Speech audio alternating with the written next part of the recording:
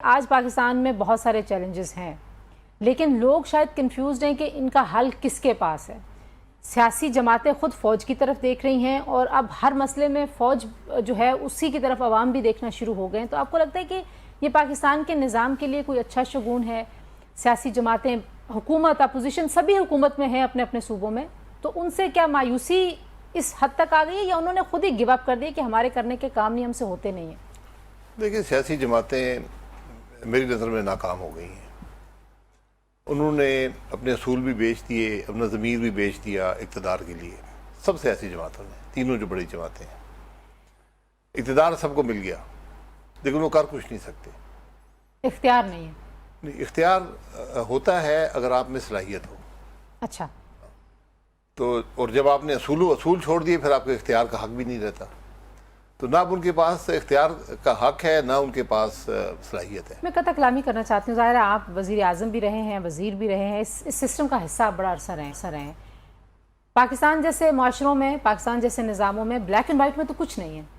اگر آپ کچھ کرنا چاہیں، جس صلاحیت کی طرف آپ اشارہ کر رہے ہیں، تو لوگوں نے دباؤ کے باوجود بھی، کم سپیس میں بھی کہیں نہ کہیں عوامی مسائل اور عوام کو تو کچھ ریلیف دیا ہے۔ ہم توجہ نہیں دیکھ رہے۔ نہیں، اگر صلاحیت ہو نا، اگر آپ میں صلاحیت ہی نہیں ہے اور ساتھ ہی آپ نے کمپرومائز بھی کر لیا ہے اصولوں پر، آئین پر، تو پھر آپ سے وہ حق چلا جاتا ہے، وہ اختیار چلا جاتا ہے ملک چلانے کا۔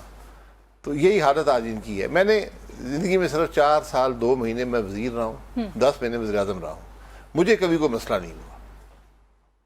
بالکل پرابلمز آتے ہیں، آبسٹیکلز آتے ہیں، آپ ان کو حل کرتے ہیں، یہ آپ کا کام ہوتا ہے۔ آج آپ کو بھی لگتا تھا کہ میرے پاس کوئی اختیار نہیں ہے، بعض ایشوز پہ میں بالکل ہی بے اختیار ہوں، سب کچھ اسٹیبلشمنٹ کرتی ہے وہاں سے؟ کبھی ایسی بات نہیں ہوئی، کبھی ایسی بات نہیں ہوئی۔ اسٹیبلشمنٹ کے اپنے کچھ روایات ہیں، ملک میں چلی آ رہی ہیں ماشاء اللہ کے زمانے سے۔ کچھ ان کا جو ہمارا ایک سیکیورٹی ہمارا پیراڈائم ہوتا ہے ہمیشہ، بلکہ ایک سیکیورٹی کے نظر سے ہم ہر چیز کو دیکھتے ہیں، اس میں ان کا ایک رول تھوڑا آئین سے آپ سے متصادم ہو یا آئین سے کے دائرے کے اندر نہ آتا، وہ ہمیشہ رہا ہے اور شاید رہے گا۔ لیکن ملک چلانے کے اندر کوئی مشکل نہیں آتی۔ اچھا، اس لیے مجھے کم از کم کوئی مشکل کبھی محسوس نہیں ہوئی۔ چھوٹے موٹے معاملات انٹیلیجنس کے لوگ ہیں وہ کرتے رہتے ہیں، کبھی بڑھ جاتے ہیں، کبھی حکومتیں ٹوٹ جاتی ہیں، کبھی سینٹ چوری ہو جاتی ہے، چھوٹی موٹی میں ان کو باتیں سمجھتا ہوں، چھوٹی تو نہیں ہے، لیکن آپ ملک چلاتے رہیں، آگے لے کے جاتے چیزیں۔ آپ ملک کو ترقی دیں، ملک کے مسائل حل کریں، فیصلے کریں۔ اگر آپ کو 10% رکاوٹ ہے تو بجائے اس 10% رکاوٹ کو رونے کے آپ 90% تو کام کریں نا، پھر وہ 10% بھی آپ کو مل جائے گا۔ جب آپ میں صلاحیت ہوگی، جب یہ نظر آئے گا کہ آپ ملک کے مسائل حل کر سکتے ہیں، تو پھر اسٹیبلشمنٹ بھی میرا نہیں خیال آپ کے راستے میں حائل ہوگی۔ آج کے دور کی اگر بات کر لیں، اس وقت ظاہر ہے ایک حکومت اور اسٹیبلشمنٹ کے اندر ایک انڈرسٹینڈنگ ہے بڑی آئیڈیل قسم کی، تو اگر اور یہی انڈرسٹینڈنگ عمران خان صاحب کے ساتھ بھی تھی اسٹیبلشمنٹ کی، آپ کو یاد ہے ون پیج کا بہت اس وقت منترا ایک چلتا تھا ہر گفتگو میں، ٹاک شوز میں، پھر بھی اگر آپ مسائل حل نہیں کر پا رہے تو پھر کیا کریں گے؟ یہ بڑا اچھا سوال ہے۔ یہ حکمرانوں کو اپنے آپ کو کرنا چاہیے کہ آج ہمارا 1 پیج کا دعویٰ ہے، ہم 1 پیج پہ ہیں، آپ کو رکاوٹ نہیں ہے نا کوئی، اور 1 پیج میں بلکہ آدھے پیج پہ دونوں بیٹھے ہیں، پھر بھی ملک کے مسائل حل نہیں ہو رہے۔ اس کا مطلب یہ ہے کہ مسئلہ 1 پیج پر ہونے کا نہیں ہے۔